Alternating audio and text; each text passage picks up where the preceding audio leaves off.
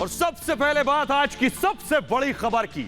जी हां, वसूली कांड में गृह मंत्री की कुर्सी सूली पर चढ़ गई। जी हां, गृह मंत्री को इस्तीफा देना पड़ा, लेकिन इसकी शुरुआत कहां से हुई? जी हां, सबसे पहले बात शुरुआत हुई सचिन वाजे से। सचिन वाजे के बाद परमबीर सिंह। ये परमबीर सिंह की आज की तस्वीरें हम आपको दिखा रहे हैं। परमबीर सिंह ने जो चिट्ठी बम फोड़ा, उस चिट्ठी बम के बाद कैसे गृह मंत्री को इस्तीफा देना पड़ा सचिन वाजे से, जिसकी शुरुआत हुई थी। वाजे ने दरअसल जो वसूली की और एंटीलिया साजिश के बाद ये तार परमबीर की कुर्सी तक पहुंचे और परमबीर की कुर्सी तक पहुंचने के बाद गृह मंत्री की कुर्सी तक पहुंच गए। जी हां, परमबीर सिंह ने क्या कहा ये हम आपको सुनवाएंगे, लेकिन गृह मंत्री अनिल देशमुख को आज इस्तीफा देना पड़ा। जल्दी से आपको आइए दिखाते हैं, तस्वीरें हम आपको दिखा रहे हैं। आज महाराष्ट्र में पूरे दिन इसी तरह हलचल रहा। गृह मंत्री को आप देख रहे हैं जो अब तक इस्तीफे की बात को नकारते रहे, लेकिन सीबीआई जांच के आदेश के बाद गृह मंत्री को इस्तीफा देना पड़ा। आपको दिखाते हैं गृह मंत्री ने अपने इस्तीफे में क्या कुछ लिखा है। गृह मंत्री का इस्तीफा आपकी टेलीविजन स्क्रीन पर। उन्होंने अपने इस्तीफे में लिखा है उद्धव ठाकरे को इस्तीफे में लिखा है, माननीय श्री उद्धव ठाकरे साहब, मुख्यमंत्री महाराष्ट्र। आदरणीय महोदय, माननीय उच्च न्यायालय ने सीबीआई जांच के आदेश दिए हैं और जांच पूरी होने तक मैं अपने पद पर नहीं रहना चाहता। ये आप देख रहे हैं उद्धव को जो इस्तीफा लिखा है। आगे लिखते हैं, इसलिए मैंने खुद ही इस्तीफा देने का फैसला किया है। मुझे गृह मंत्री के पद से मुक्त करने की कृपा करें, आपका अनिल देशमुख। अनिल देशमुख ने चिट्ठी लिखी और चिट्ठी लिखने के बाद खुद कैबिनेट मंत्री, महाराष्ट्र सरकार में कैबिनेट मंत्री नवाब मलिक ने प्रेस कॉन्फ्रेंस कर यह बताया कि अनिल देशमुख ने कहा है कि जब तक सीबीआई की जांच पूरी नहीं हो जाती तब तक वो पद पर रहना नहीं चाहते। सुनिए जरा नवाब मलिक को।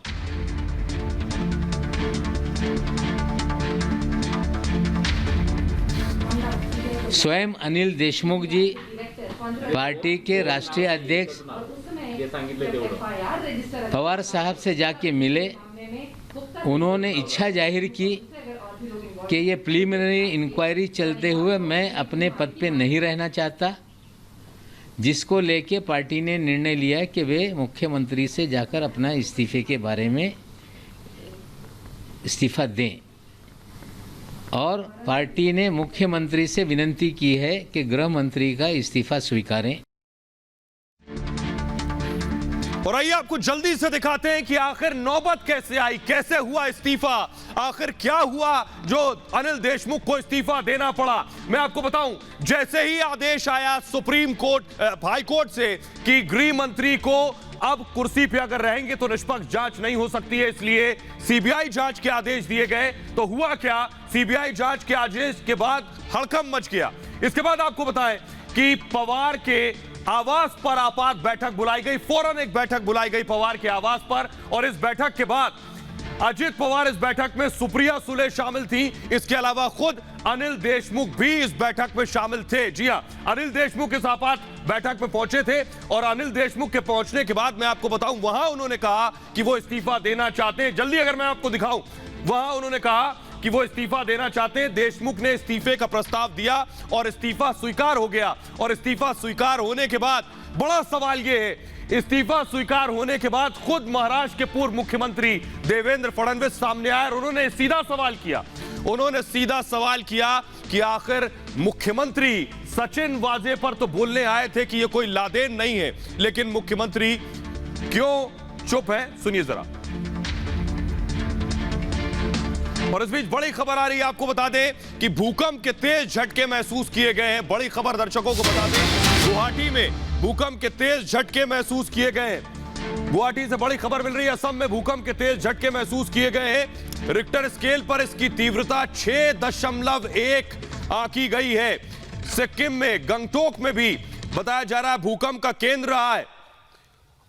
और अनिरुद्ध हमारे साथ जुड़ रहे हैं। अनिरुद्ध, बड़ी खबर बता रहे हैं। अनिरुद्ध, क्या जानकारी मिल रही? बताया जा रहा है कि भूकंप आया और तीव्रता 6.1 बताई जा रही है। जी ठीक 581 PM पर जो ये भूकंप आया है वो उसका अभिकेंद्र साउथ सिक्किम के गैंगटॉक के आसपास बताया जा रहा है। लगभग 48 किलोमीटर दूरी पर है गैंगटॉक से। और ये भूकंप के जो झटके हैं वो सिर्फ सिक्किम या फिर पश्चिम बंगाल में ही नहीं बल्कि नेपाल और बांग्लादेश भूटान तक भी इस भूकंप का झटका है वो झटका महसूस करने को मिला है। सिक्किम में लोगों के बीच काफी अफरा तफरी मचे हुए हैं। हमारे पास जो इनिशियल इनपुट्स आ रहे हैं हो रहा था, इसलिए वो भूकंप है ना, इसलिए हम बाहर चला आया। कितना भयानक था? हाँ भयानक, तो इसलिए तो बाहर चला आया। अच्छा, इससे पहले भी इस सितंबर को हुआ था बड़ा एक विश्वकर्मा पूजा के बीच में हुआ था। हाँ ऐसा ही लग रहा है कि बीच में और भी हो सकता है, मन में डर है क्या? हो सकता है। अगले पहले हम सुन रहे थे कि अगले वो जो एक सप्ताह आगे में हो रहा था, हम नहीं जानता है। तो बड़ी खबर, असम में भूकंप के झटके महसूस किए गए। इस खबर पर हम आगे आएंगे, आगे और जानकारी देंगे। फिलहाल आगे बढ़ते हैं। हम बात कर रहे थे दरअसल वसूली कांड पर गृह मंत्री के इस्तीफे की। गृह मंत्री का इस्तीफा तो हो गया, लेकिन पूर्व मुख्यमंत्री देवेंद्र फडणवीस ने सीधे मुख्यमंत्री पर हमला किया। सुनिए जरा। मुख्यमंत्री मौन क्यों है? ये पूरा प्रकरण बढ़ता गया, प्रकरण जटिल होता गया, परत दर परत खुलता गया। इसमें से कई आश्चर्यचकित करने वाली चीजें बाहर आई, कई सरकार का और स्टेट का नाम खराब करने वाली घटनाएं घटी। इन सारी चीजों में मुख्यमंत्री जी मौन रहे। पिछला स्टेटमेंट जो मुख्यमंत्री जी का मुझे याद आता है तो वाजे कोई लादेन थोड़ी है। इस प्रकार से वाजे का समर्थन या उसका बचाव मुख्यमंत्री जी ने किया था। तब से लेकर आज तक ऑफिशियली एक भी बात मुख्यमंत्री जी ने इसके ऊपर नहीं की। और चारों तरफ से हमला शुरू हो गया। खुद केंद्रीय मंत्री रविशंकर प्रसाद ने प्रेस कॉन्फ्रेंस करके सीधा सवाल पूछा कि मुख्यमंत्री के लिए कुछ नैतिकता बचती है। मुख्यमंत्री से सीधे उनकी नैतिकता पर सवाल किया। सुनिए।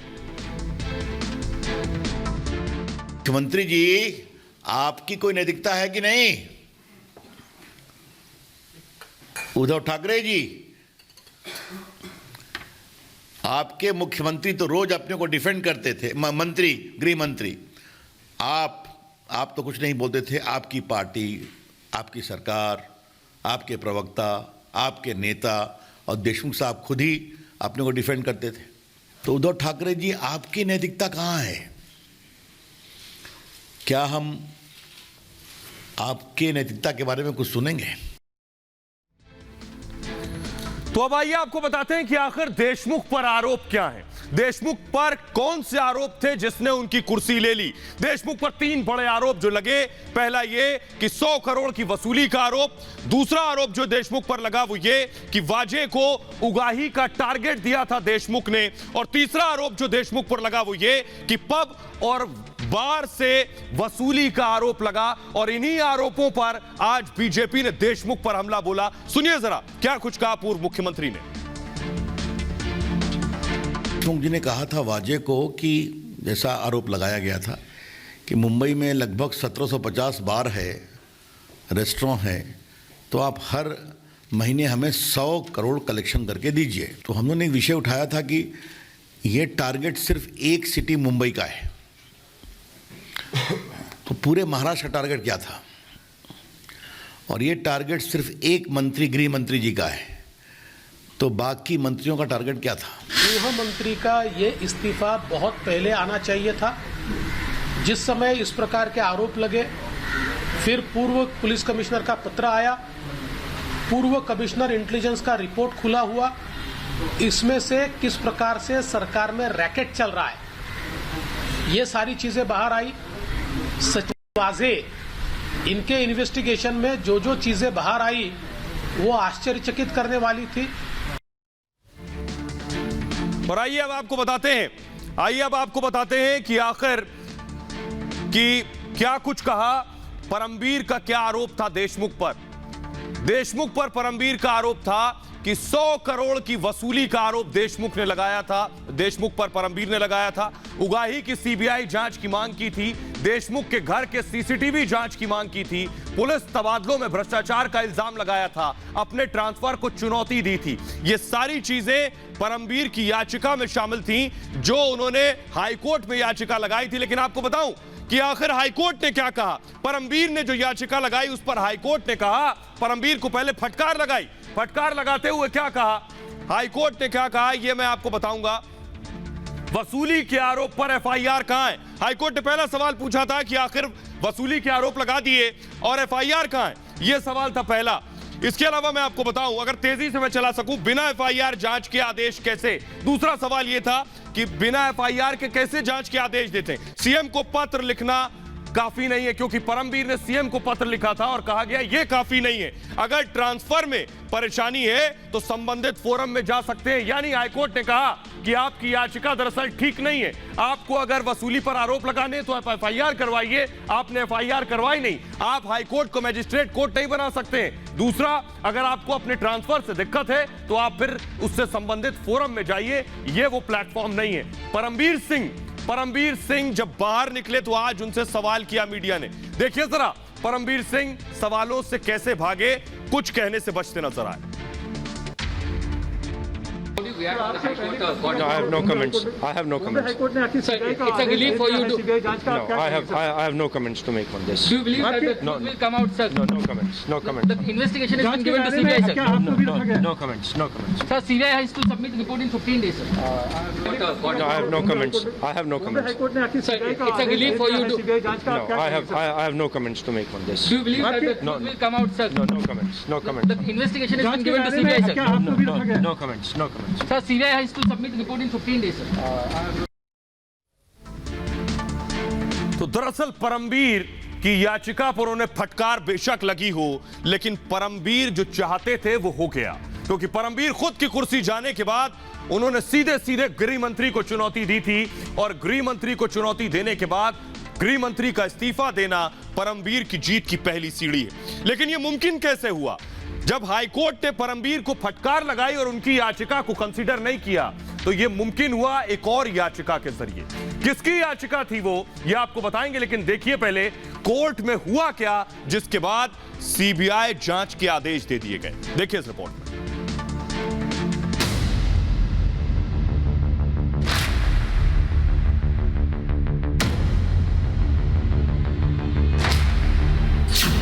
बॉम्बे हाईकोर्ट का आज का फैसला वकील जयश्री पाटिल की याचिका पर आया।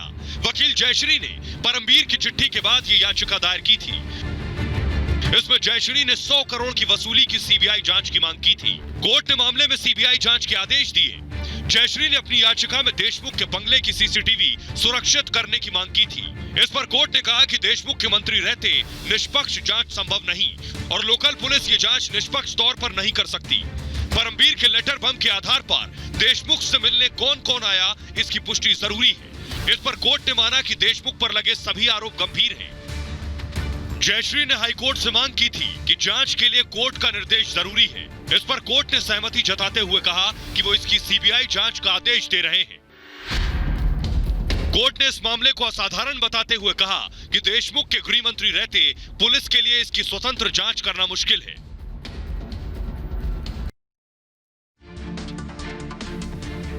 और आइए अब आपको सुनवाते हैं जो याचिकाकर्ता जयश्री पाटिल, जिसकी याचिका पर गृह मंत्री के खिलाफ सीबीआई जांच का आदेश दिया, गृह मंत्री की कुर्सी चली गई।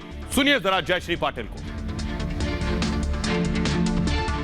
मुझे कोर्ट ने ये कहा है कि डायरेक्टर जनरल जो सीबीआई के है वो इंक्वायरी करे, इसमें प्रिलिमिनरी इंक्वायरी, और मुझे बुलाए, मुझे इन्फॉर्म करे, और इसमें इफ नेसेसरी कॉग्निजेबल ऑफेंस तो एफआईआर रजिस्टर करे। आपने जो एफआईआर की थी उसी पर ही कोर्ट ने कहा, इसी पर ही कहा। सिर्फ मेरा ही मैटर इंटरटेन हुआ, मेरा ही मैटर मेंटेनेबल हुआ, और बाकी सारे पीआईएल माननीय उच्च न्यायालय ने खारिज कर दिए हैं, इंक्लूडिंग परमबीर सिंह पीआईएल। और आइए अब आपको दिखाते हैं कि आखिर अब सीबीआई क्या करेगी, सीबीआई का अगला एक्शन क्या होगा, ये हम आपको दिखाने जा रहे हैं। जी हां, सीबीआई अब पहला काम यह करेगी कि वसूली के आरोप की जांच शुरू करेगी। सीबीआई का दूसरा काम यह होगा कि संभव है कि परमबीर सिंह से भी पूछताछ करे। न सिर्फ परमबीर सिंह से पूछताछ बल्कि सचिन वाजे से भी सवाल जवाब कर सकती है सीबीआई। इसके अलावा खुद पूर्व गृह मंत्री अनिल देशमुख को भी बुला सकती है सीबीआई सवालों के जवाब के लिए 15 दिन में। जी हां, 15 दिन में सीबीआई को रिपोर्ट सौंपनी है। देशमुख के घर के सीसीटीवी फुटेज भी मंगा सकती है। 15 दिन के अंदर एक प्रारंभिक रिपोर्ट सीबीआई को सौंपनी है। सीबीआई डायरेक्टर को यह रिपोर्ट सौंपी जाएगी। उसके बाद सीबीआई के डायरेक्टर यह तय करेंगे कि पुख्ता सबूत अगर होंगे तो फिर एफआईआर लिख ली जाएगी। सीबीआई डायरेक्टर यह कर सकते हैं। लेकिन इस बीच एक और बड़ी खबर आ रही है, आपको बता दें।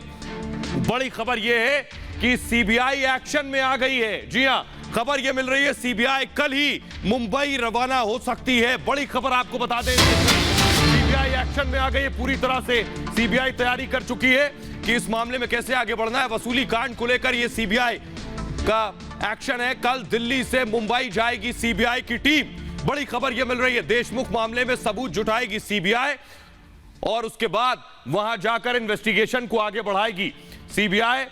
कल ही रवाना हो रही है टीम। त्वरित कार्रवाई सीबीआई की आगे बढ़ने वाली है।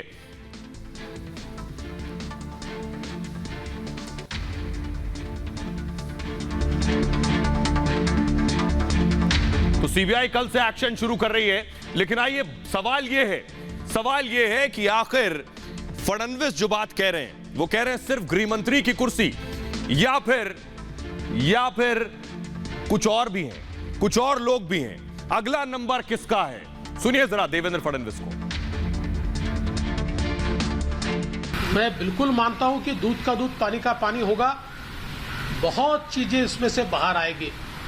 मैं तो ऐसा कहता हूं कि जिसको अंग्रेजी में टिप ऑफ आइसबर्ग कहते हैं, उस प्रकार से ये बिल्कुल छोटी छोटी चीजें अभी बाहर आई है। जैसे ही इन्वेस्टिगेशन आगे बढ़ेगा, कई चेहरों के ऊपर से पर्दे हटेंगे और एक प्रकार से क्लींजिंग, एक प्रकार से सफाई, ये इस इन्वेस्टिगेशन के माध्यम से होगी। तो गृह मंत्री की कुर्सी जा चुकी है। एक वसूली कांड ने गृह मंत्री की पद ले लिया है, कुर्सी ले ली है। खबरों में आगे बढ़ते हैं और अब बात करते हैं मुख्तार अंसारी की। जी हां, स्पेशल 30 टीम मुख्तार अंसारी को लेने के लिए निकल चुकी है। जी हां, मुख्तार अंसारी की घर वापसी की पूरी तैयारी हो गई है। मुख्तार अंसारी को लेने के लिए एक टीम निकली है। बाकायदा ये टीम बांदा से निकली है रोपड़ के लिए। तो मुख्तार अंसारी या तो कल रात में या फिर परसों सुबह मुख्तार अंसारी को लेकर वापस आने की तैयारी कर ली गई है। टीम रवाना हो चुकी है। आपको बता दें, टीम रवाना हो गई है। वो भी तस्वीरें हम आपको दिखाएंगे। जो टीम रवाना हुई है वो तस्वीरें हम जरा दिखाएं दर्शकों को। टीम बांदा से निकल गई है। टीम ये देखिए गाड़ी हम आपको दिखा रहे हैं। ये टीम निकली है बांदा से। ये जो आप देख रहे हैं पुलिस गाड़ी, लंबा चौड़ा लाव लश्कर है, बड़ा काफिला है, इसमें बड़ी गाड़ियां हैं। ये देखिए पुलिस की टीम, 30 लोग बताए जा रहे हैं। स्पेशल 30 ये पुलिस का काफिला है जो आप देख रहे हैं। ये जो निकल रहा है ये बांदा से निकला है। देखिए जरा तस्वीरें, हमारे सहयोगी वहां मौजूद थे उस वक्त। गौरव, जरा देखिए किस तरह से तैयारी की गई, कैसे बांदा से टीम रवाना हो गई है। देखिए जरा रिपोर्ट। पंजाब की रूपड़ जेल से माफिया डॉन मुख्तार अंसारी को लेने के लिए उत्तर प्रदेश से टीम रवाना हो चुकी है। हम इस वक्त मौजूद हैं बांदा में। आपको दिखा दें, यहाँ पर एक महत्वपूर्ण बात बता दें, जितने भी पुलिसकर्मी जा रहे हैं उन सब के ही जो मोबाइल हैं उनको यहाँ जमा कराया जा रहा है। चूँकि किसी तरह के सुरक्षा की कोई चूक ना हो, जिस वजह से उनके सारे मोबाइल जो है वो यहीं जमा कराए जा रहे हैं। किसी भी पुलिसकर्मी के पास उनका मोबाइल नहीं मौजूद रहेगा। और ये देखिए जो टीम है वो अब यहाँ से रवाना हो चुकी है। और आइए अब आपको हम दिखाने जा रहे हैं कि जो टीम रवाना हुई है उस टीम में आखिर कौन कौन लोग शामिल हैं, क्या प्लान है, किस प्लान के तहत टीम आगे बढ़ रही है, ये हम आपको दिखाने जा रहे हैं। देखिए जरा डॉन के वापसी का प्लान क्या है। उत्तर प्रदेश से 3 टीमें रवाना हुई हैं। जी हां, 1-2 नहीं, बाकायदा 3 टीमें यूपी से रवाना हुई हैं। 3 टीमों में 30 पुलिस के जवान हैं। इस टीम में 30 पुलिस के जवान बांदा से निकल चुके हैं। सभी के मोबाइल फोन जमा करवा लिए गए हैं। सभी के मोबाइल फोन जमा करवाए गए। इससे पहले मैंने आपको बताया कि पूर्वांचल का इसमें कोई भी पुलिस वाला नहीं है। खासतौर पर पूर्वांचल का पुलिस वाला इसलिए नहीं रखा गया क्योंकि खुद मुख्तार अंसारी पूर्वांचल से आते हैं, कोई मुखबरी ना हो जाए इसीलिए पुलिस वालों के फोन भी रखवा लिए गए। इसमें 1 सीओ, 2 एसएचओ और 6 एसआई भी शामिल हैं। साथ ही आपको बता दें 10 गाड़ियों का पुलिस काफिला है। इसमें 10 गाड़ियां हैं जो निकली हैं। इसमें 1 एम्बुलेंस, 1 वज्र वाहन भी शामिल है। पुलिस के साथ बाकायदा 1 बटालियन भी गई है पीएसी की, जिसमें 50 पीएसी के जवान हैं और 1 मेडिकल की टीम भी गई है। आइए आपको दिखाते हैं मुख्तार अंसारी को दरअसल एम्बुलेंस लेकर आएगी। मुख्तार अंसारी एम्बुलेंस के जरिए आएंगे। वो एम्बुलेंस कैसी दिखती है जरा मैं दिखाऊं आपको। मुख्तार अंसारी के लिए एक एम्बुलेंस भी रवाना हुई है। ये देख रहे हैं आप एम्बुलेंस, ये जो एम्बुलेंस है ये रवाना हुई है बांदा से और संभव है मुख्तार अंसारी को इसी एम्बुलेंस के जरिए लेकर आया जाएगा। यूपी 41 जो नंबर है, इस एम्बुलेंस के जरिए मुख्तार अंसारी बांदा से, रोपड़ से, ये बांदा से गई है, रोपड़ से बांदा मुख्तार अंसारी को लेकर आएगी ये एम्बुलेंस। आइए अब आपको सुनवाते हैं क्या कुछ कह रहे हैं पुलिस अधिकारी, क्या कह रहे हैं। इसी एम्बुलेंस के जरिए वापस आएंगे, मुख्तार अंसारी को लाएगी। सुनिए जरा एडीजी। उत्तर प्रदेश सरकार की अपराध और अपराधियों के प्रति जीरो टॉलरेंस के नीति के तहत उत्तर प्रदेश पुलिस को जघन्य आपराधिक mafia gang leader IS 191 Mukhtar Ansari के विरुद्ध एक महत्वपूर्ण सफलता प्राप्त हुई है। सरकार के द्वारा माफियाओं के विरुद्ध लगातार चलाए जा रहे अभियान और उनके विरुद्ध की गई सख्त कार्रवाई के फलस्वरूप अधिकांश अपराधी या तो जेल में हैं या राज्य के बाहर पलायित हो चुके हैं। उसी क्रम में मुख्तार अंसारी भी वर्तमान में पंजाब जेल में निरुद्ध है तथा पिछले कई माह से उत्तर प्रदेश में विभिन्न तिथियों पे जो न्यायिक प्रक्रिया है आने से बचने के लिए तरह तरह के हथकंडे इस्तेमाल करता रहा है, परंतु यूपी सरकार द्वारा माननीय सर्वोच्च न्यायालय में प्रबल पैरवी कर मुख्तार अंसारी को पंजाब से यूपी लाने का आदेश प्राप्त किया गया है। तो आपने सुना एडीजी लॉ एंड ऑर्डर को। आइए अब आपको दिखाते हैं जो 3 टीमें गई हैं।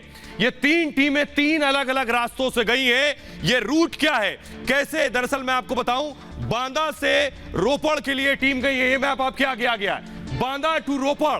बांदा टू रोपड़ इसलिए क्योंकि 3 टीमें दरअसल बांदा से रोपड़ के लिए रवाना हुई हैं और ये टीमें इन रास्तों पर, ये देखिए यहां से बांदा से ये 3 रास्ते जो रोपड़ को जा रहे हैं, यहां से ये टीमें रवाना हुई हैं। इन टीमों का काम क्या है, इस रास्ते में कौन सा सबसे सुरक्षित है, इस रास्ते में अगर नजदीक से आके दिखा पाऊं, इस रास्ते में कौन सा सबसे सुरक्षित है, उसके आधार पर तय होगा कौन सा जल्दी पहुंच रहे हैं, उसके आधार पर रोपड़ से बांदा वापसी का रूट तय होगा। लेकिन पहला रूट मैं आपको दिखाऊं जल्दी से, पहला रूट कौन सा हो सकता है, पहला संभावित रूट कौन सा होगा ये मैं आपको दिखा रहा हूं।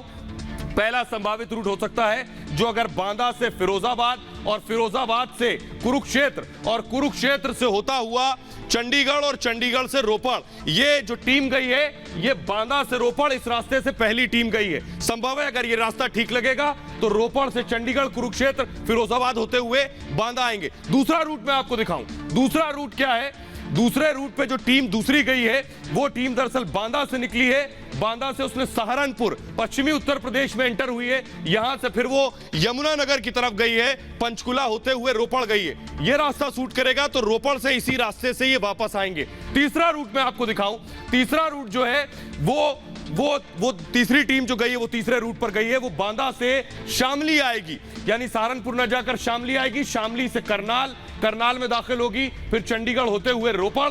ये जो तीसरा रूट है, अगर ये तीसरा रूट फास्टेस्ट होगा, सेफेस्ट होगा, सुरक्षित होगा तो इसी से ये वापस आएंगे।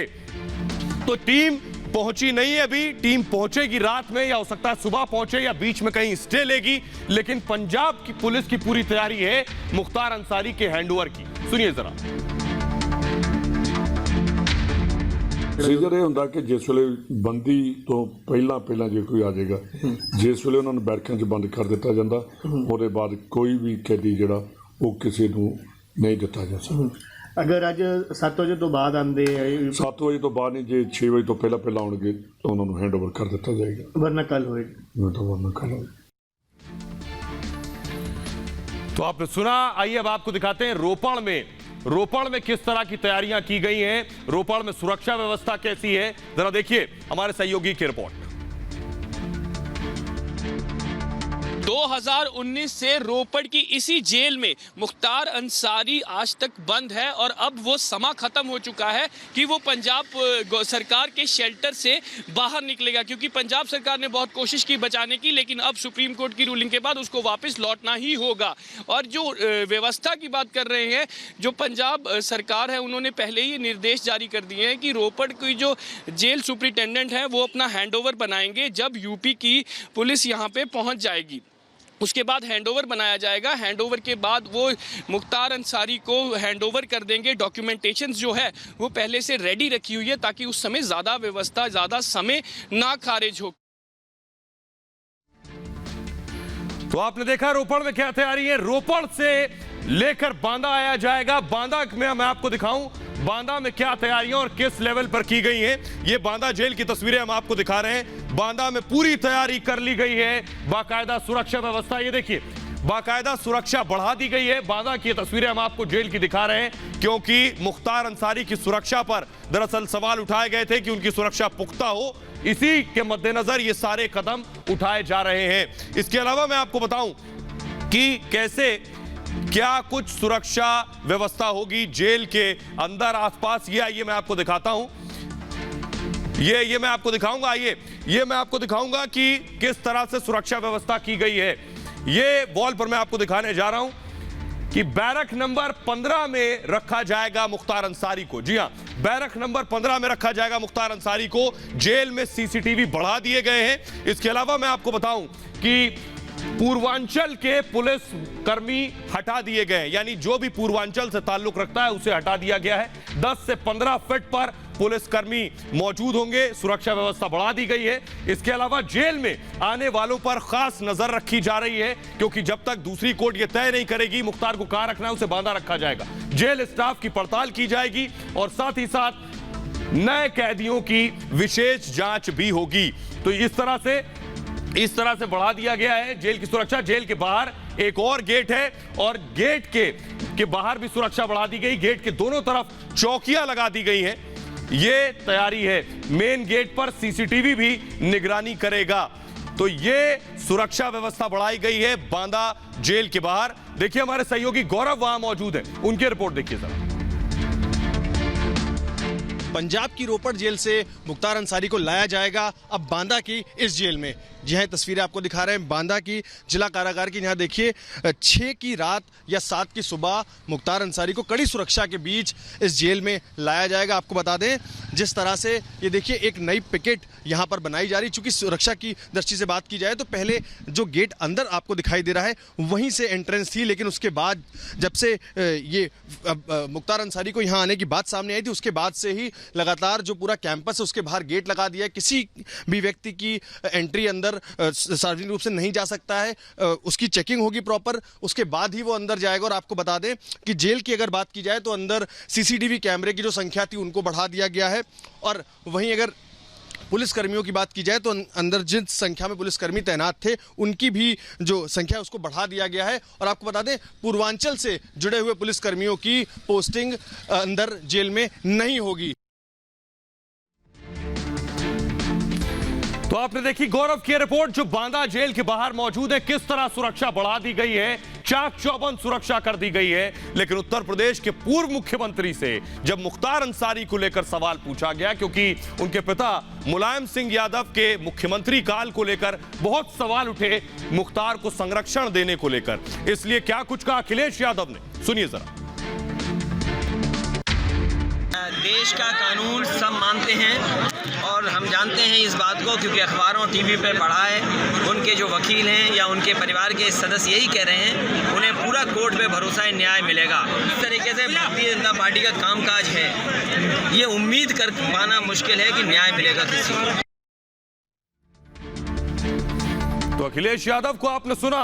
आइए अब आपको दिखाता हूं वो एम्बुलेंस, मुख्तार की वो एम्बुलेंस जो तिलिस्म बनी हुई है, मुख्तार की वो एम्बुलेंस जो आखिर अब तक किला बनी हुई है, वो एम्बुलेंस, उस एम्बुलेंस तक रिपब्लिक भारत पहुंचा है। ये है मुख्तार की वो किला नुमा, मुख्तार की वो बुलेट प्रूफ एम्बुलेंस जिसे आप अपनी तस्वीरों में देख रहे हैं। ये देखिए, ये है मुख्तार की एम्बुलेंस की नंबर प्लेट, ये है मुख्तार की वो अत्याधुनिक एम्बुलेंस जिसे बताया जा रहा है बुलेट प्रूफ भी लगा है, बुलेट प्रूफ है, जिसे बताया जा रहा है सैटेलाइट फोन लगा है, अंदर सोफा लगा है। ये वो बुलेट है जो फर्जी नंबर पर रजिस्टर्ड है, पता गलत है। अब तक मुख्तार इस एम्बुलेंस को लेकर घूम रहे थे, लेकिन अब इसके लिए बाकायदा एसआईटी बना दी गई है और वो एसआईटी इस मामले की जांच कर रही है। लेकिन मैं आपको बताऊं कि आखिर इस एम्बुलेंस से मुतल्लिक जानकारी ये है, इस एम्बुलेंस से जुड़ी जानकारी ये है कि इस एम्बुलेंस की जांच के लिए एसआईटी तो बनाई गई है, लेकिन एम्बुलेंस का खेल ये है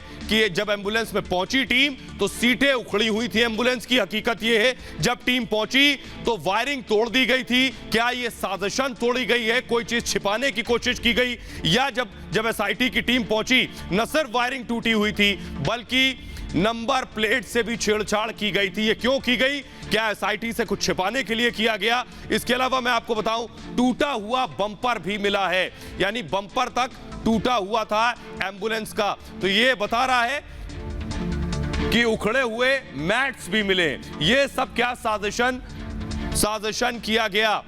तो आइए, एसआईटी इन सब की जांच करेगी, लेकिन एम्बुलेंस का तिलिस्म खोलने की कोशिश हमारे सहयोगी ने की जो वहां ग्राउंड पर मौजूद थे। वो खुद एम्बुलेंस के अंदर गए। देखिए रिपोर्ट। हम इसके अंदर का दृश्य भी आपको दिखाएंगे कि आखिरकार ये एम्बुलेंस जो है वो कैसी है। ये देखिए, ये एम्बुलेंस के अंदर के हालात भी देखिए। इसको अच्छी तरह से इस एम्बुलेंस से छेड़छाड़ की गई है, आप तस्वीरों में देख सकते हैं, क्योंकि ये वही लग्जरी एम्बुलेंस है जिसका बार बार जिक्र जो है वो मुख्तार अंसारी के साथ होता था। ये सालों से मुख्तार अंसारी के साथ चलने वाली ये वो एम्बुलेंस है। आप तस्वीरें देख सकते हैं, ये ड्राइविंग सीट है, ड्राइविंग के साथ पैसेंजर सीट है और हर तरह इसमें जो है अभी से अच्छी तरह से छेड़छाड़ की गई है, क्योंकि जिस हालात में मोहाली कोर्ट में इस एम्बुलेंस की तस्वीरें देखी गई थी वो कुछ और थी और अभी ये कुछ और ही नजर आ रहा है।